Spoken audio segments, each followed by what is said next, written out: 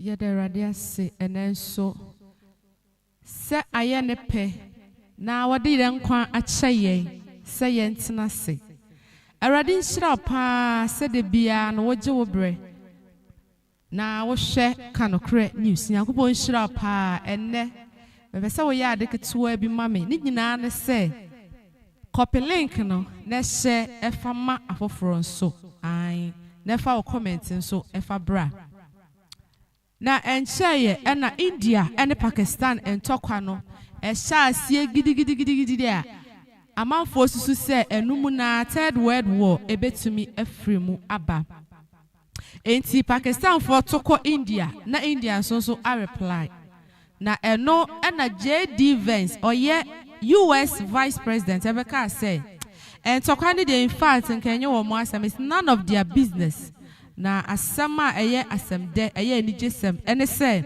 President Donald Trump ye bibia sebeya asumdue ebeba India and Pakistan entem. And so India, Pakistan top military officials to speak as ceasefire hosts.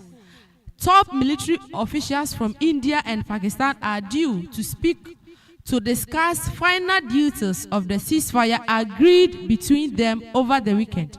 Until on Saturday, President Donald Trump announced the ceasefire between India and Pakistan, saying it was time to stop the current aggression that would have led to the death and destruction of so many and so much. And so both nations have ceased hostility since but say they remain vigilant, warning each other of the consequence of violating the ceasefire. And he said, Pakistan and India, President Donald Trump, born homodin, sebeya, ceasefire, ebekosuho. And both countries, Najiatum, say ceasefire, no, they are going to work on it, but they remain vigilant. In fact, omoni daho, se bibia niya, omonso so ombeye, and se bibia anko kapa, and the credo said, yebe. And also, yes, summer, between India and Pakistan. Aha. Eteno eyenisem because na enipa ewu na adan essay na enipa susu say wan hwe na entokwa na akọ escalate na ama oyeye kese pa abawiase nti I am hoping say ceasefire no ebeye adwuma na asumdue aba mame fa nko Russia ene Ukraine ehon nso entokwa ni gusu a ekọ na enipa gusu a ewu na adan essay so many properties in so essay na eno na Zelensky Ukraine president or say why you prepared for the ceasefire eno na Russia for Vladimir Putin sebeya wobeji atum na ceasefire ibeba so eno na ye asema eden already President Donald Trump object says 30-day ceasefire in Ukraine or say a whole day. But nipa wama asamno aye dendende aye Russia president Vladimir Putin ena onshada enye nadwie. And according to Ukrainian president Volodymyr Zelensky emwaso munyina mudini Volodymyr ena we Vladimir munyina mudini sese. Zelensky said he is prepared to meet Vladimir Putin this week, shortly after US President Donald Trump urged him to immediately accept the Russian leader's offers to hold peace talks in Turkey. And according to Ukraine president, why are ready? Why are ready? Say one Putin ebeshia beacons way now omako kan asumdue ensem. In fact, our say entokwane to mitra Russia and Ukraine. Don't see entokwa samo. Entokwa samo. I am said entokwane to twa there be. Nanso enipa gusua ewu wo akode ne kwabasa ya omonso omontokwa no eto enchaye. De ye nyina ye penisen kasumdue ebekoso wo ho. Because when you analyze things third world war ne betumi afri ho e de aba e na da me kan say kwabasa sidie this time no France Germany, any other European nations support Ukraine pa no. Now Putin so China, North Korea, and Iran almost support Putin na. Ekobasa afani bebo enia na chese nuclear weapon ebedie him ewo wiase. Na enumu ene den sem bebre pa beba ye bompa ye se se nuclear weapon be su wiase de na se Awurade mbefa yenko na enka wo mo e wo wiase enti eno so yensem a ekoso e wo ho na US outright their possible means. In fact, US aye obatan pa dia ma wiase nyina. Untumi enka world news abra unyi US enka ho. Donald Trump, in fact, the man is really trying. Na eno na Iran for almost prevent say Iran for any nuclear weapon. Because I always say Iran be nuclear weapon, not the omo be ye wo wiase a. Na it this almost stop it womo.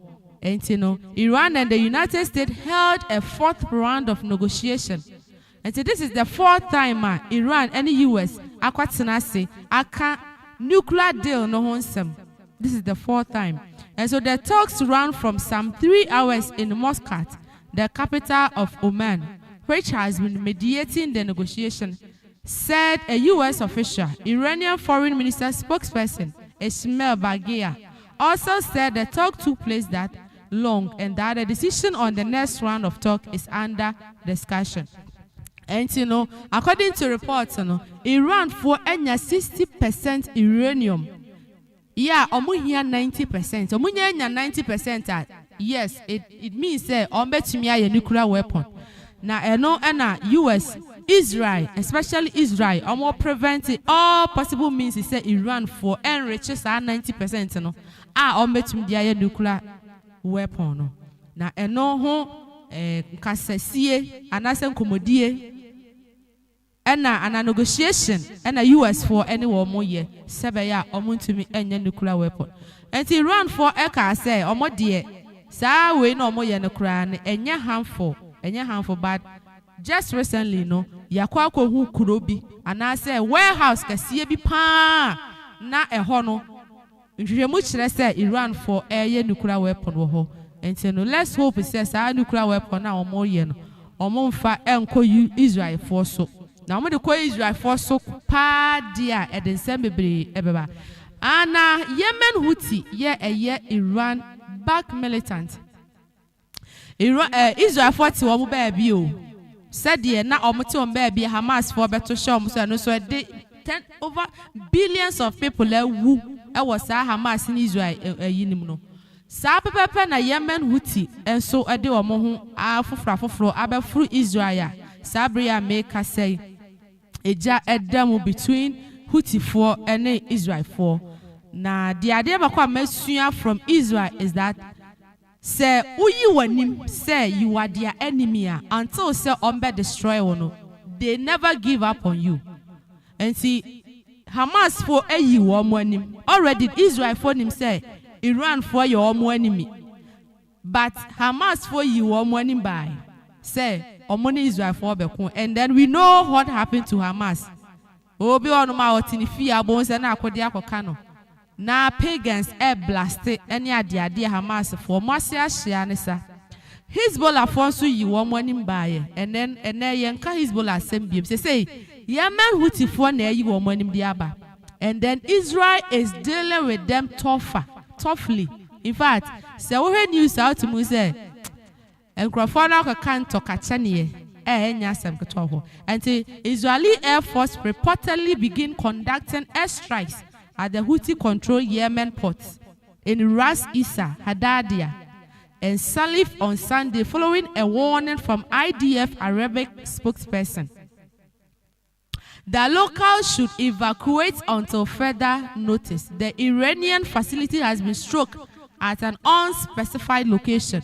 The Saudi state-owned news outlet AI Arabia reported. And according to Israel, wo ben sa airport Sena airport and Israel for the kind blast wo. And the other airport bia ewo Yemen ho. Almost to say sa airport no ho na Houthi for ne di omo akodi ekogu. That is the reason why almost striking airport ni nyina no ase nyina ne say Israel for ehu say sa port ne ho na akode ne ba ebeguo enti they say no omo e de report aba omo kire say we are civilian nasa we are around sa port na evacuate as immediate as possible because omone hutifo ebedile nyono ewo ho pa enti ano so yensema eba between IDF Israel Defense Force and Houthi enti IDF wants Yemenis to evacuate the vicinity enti Yemen will be our Yemen citizen biano ebeye pass will be free Yemen for now because abre Israel for the omoni akyere Yemen Houthi for so a enya asem ketwa said the omoye Hamas for na said the omoye Hezbollah for na de me ya ne say eya bo say innocent people innocent civilian bo say no mo awu ahwehwere o mo nkwa no mo aka say Israel for ti mo den o mo kunku nipa so what you say because Israel for no the bar some the beba the be shia in fact